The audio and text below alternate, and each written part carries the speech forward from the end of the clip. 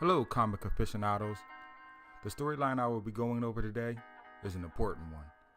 It involves numerous comics from various series, spanning even non-X titles as well. The outcome at the end has severe consequences for many of the characters that carry over into future events. Since there are so many threads to follow in each issue, I have edited each comic to the panel that is specific to the story. Therefore, if you want the full story on any particular comic being covered in any episode, well, you're just going to have to read it for yourself. The story is so large in scope, just winnowing it down to the story-specific panels was a chore in itself. Therefore, without further ado, we will begin our crossover story arc known as the Mutant Massacre. Starting with the Uncanny X-Men issue number 210, published by Marvel, titled The Morning After.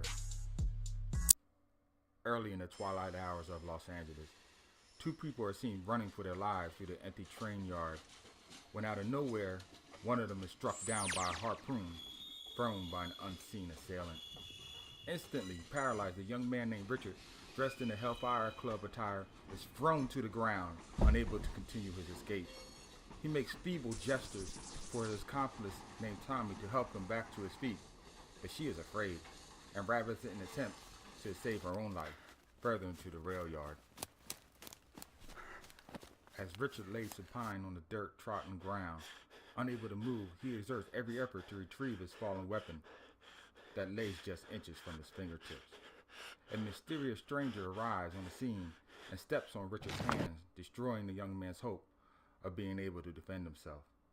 The dark-lined stranger lowers the nozzle of his gun to Richard's head as the youth spouts threats of vengeance from his employer.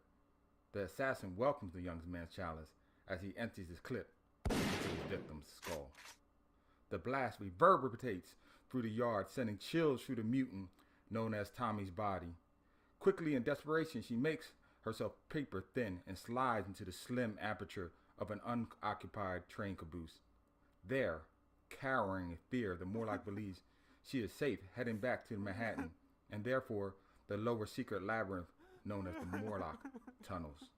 But in reality, all she is doing is leading the hunters to a massacre to the only people that ever cared for her or have accepted her. Later on that following day, the X-Men known as Rogue flies over the very same streets that Tommy is headed for. But instead of running from danger, Rogue is scouring the borough for her lost companion named Phoenix, who was lost in the previous episode. While searching, she notices a building labeled X Factor, but the meaning of the sign at the moment is unknown to her. So she continues her search when suddenly a scaffold dislodges from its moorings, leaving two window wipers to plummet to the streets below. The X-Men swiftly takes action, eliminating the threat of the scaffold and then rescuing the two men themselves. The men profess their gratitude as Rogue graciously accepts and then heads back up into the sky. While in flight, Rose notices her reflection in the window and decides to take a break from her mission and clean herself up a bit at a local high-end clothing store. Her entrance draws attention to herself, and soon a crowd emerges, spreading whispers of her recent rescue and her ability to fly. One patron emerges from the crowd telling Rogue that she does not belong here amongst decent folks. He threatens to call X Factor and have her removed immediately. Rogue, again, unfamiliar with the name, calls his bluff and tells him to do as he pleases. Unexpectedly, one of the men from the scaffold interrupts their argument. While he does, Rogue takes her cue and absconds from the store. But as she does, she notices a sign displaying once again the name of X Factor and their service to deal with the mutant menace. She makes a mental note of this and heads back to X Mansion. Meanwhile, in another part of Manhattan, a powerful mutant known as Magneto emerges in an abandoned alley for an appointment with the powerful clandestine group known as Hellfire Club.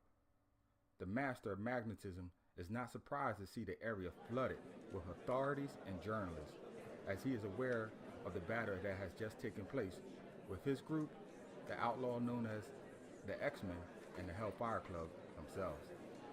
What he doesn't suspect as he peers into the crowd to see the original X-Men members in uniform under the guise of X Factor, the mutant elimination group. With disgust at the thought of their betrayal to Charles Xavier's dream, he enters the headquarters of the Hellfire Club, prepared to discuss their proposition. Inside, Sebastian Shaw offers Magneto a position in the Hellfire Group itself. He seeks to form an alliance with his once former enemy for the greater good of mutant kind. Magneto, shocked by this offer, struggles with the notion of the two teams' unity. Even though Sebastian Shaw offers compelling reasons, Magneto tells him he must think it over, but he assures him he will consider the offer. Later on, elsewhere, in a railway tunnel beneath Park Avenue of the borough known as Manhattan, the Morlock stowaway known as Tommy slips out of the caboose and into the abandoned tunnel. Not believing her luck, she runs into the Morlock home to hide in this maze of corridors. But it is not to be, as a harpoon penetrates her back, driving her to the concrete floor, much the same way it did her previous companion. As she lays there whimpering in pain, a group of killers cloaked in the shadow tower over her, and the man with the same gun who killed her friend cocks the gun's hammer on her. Without mercy, he empties the slug into her. The blast echoes into the tunnels like a trumpet blast before Armageddon, heralding the death to come. Wow. That is the end of Chapter 1 of the Mutant Massacre story arc. I got chills just thinking about the up-and-coming episodes. Please comment below on your thoughts of the story so far, and make sure you do not miss out on the next episode, viewer. Like, subscribe, and hit that bell icon. Until the next time, as always, keep reading.